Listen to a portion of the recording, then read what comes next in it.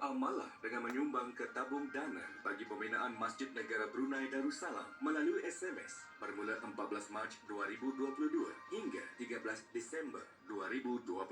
Hasil kutipan tabung dana bagi pembinaan Masjid Negara Brunei Darussalam akan digunakan bagi membina masjid yang baru, membaik pulih dan menambah bangunan masjid dan keperluannya. Sumbangan ikhlas Auda boleh disalurkan melalui SMS dengan menaip MASJID diikuti dengan jumlah sumbangan Auda sama ada 100, 50, 20, 15, 10, 5 atau 1 tanpa jarak untuk tabung dana bagi pembinaan Masjid Negara Brunei Darussalam. Antar ke 38111 bagi pengguna DST, Progressive dan ke 39999 bagi pengguna Imagine. Mudah-mudahan sumbangan ikhlas Auda dapat menabung pahala untuk menikmati manfaat di akhirat nanti.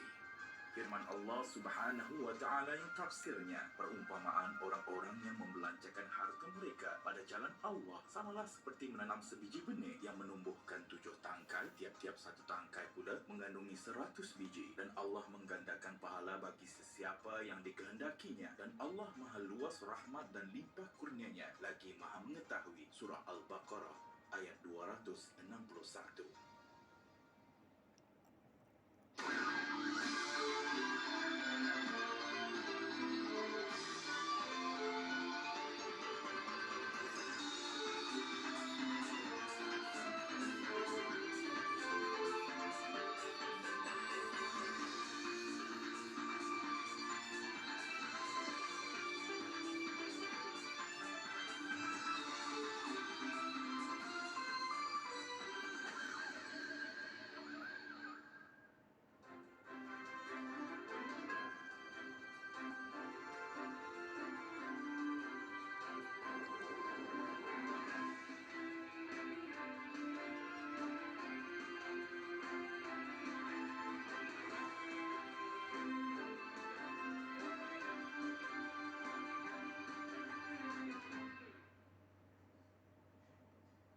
Bismillahirrahmanirrahim. Assalamualaikum warahmatullahi wabarakatuh. Bersua dalam berita perdana malam ini, saya Husin Ismail.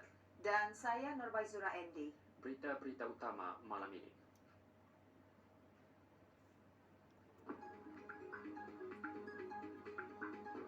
...2012 kes baru jangkitan COVID-19 dicatatkan hari ini.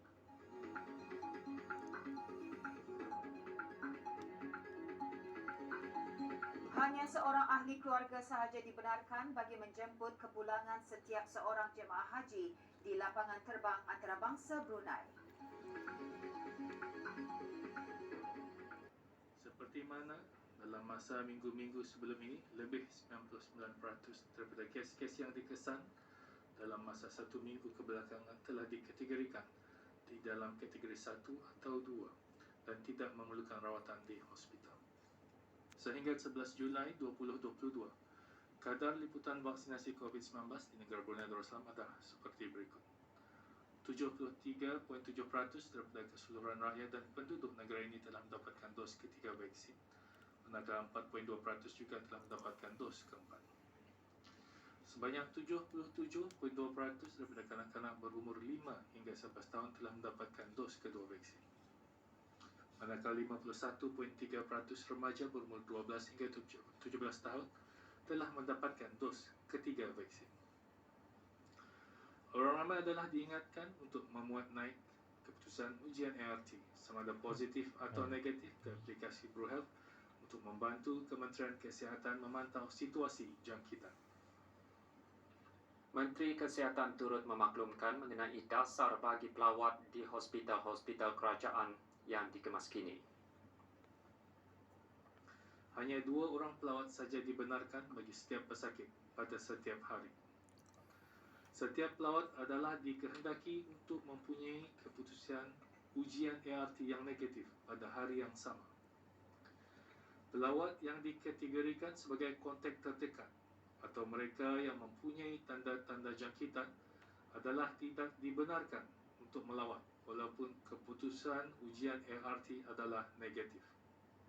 Setiap penjaga atau pendamping pesakit hendaklah mempunyai keputusan ujian ART yang negatif pada hari yang sama.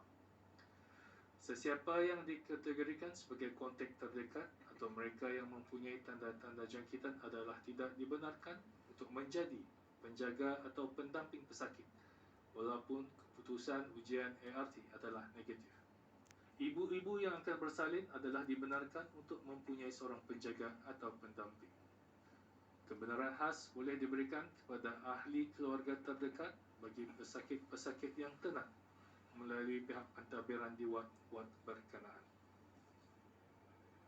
Dalam sidang media yang sama, Menteri Hal Ehwal Agama mengongsikan mengenai persiapan menyambut kepulangan jemaah haji negara dan jadual penerbangan kepulangan mereka ke tanah air. InsyaAllah jemaah haji Ketani pada tahun ini akan tiba di Brunei pada 16 dan 17 bulan 11 pagi.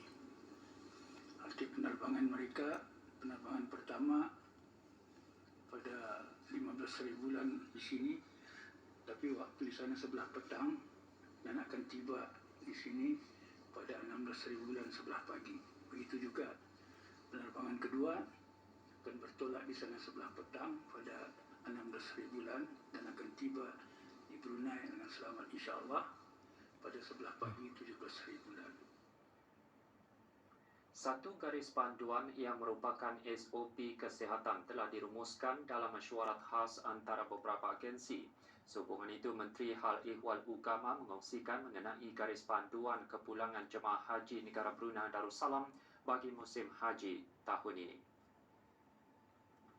Ketani kawal sendiri dengan mengadakan SOP, iaitu tidak beramai-ramai di airport, dan yang untuk mengatasinya itu hanyalah seorang keluarga daripada keluarga yang kedua, keluarga-keluarga atau sahabat-sahabat elakkan daripada menziarahi jemaah haji dalam masa 3 hari setelah kepulangan mereka. Mereka perlu isolation kerana mereka tu dalam keadaan, jadi sejumlah orang ramai, sejumlah 1 juta jemaah haji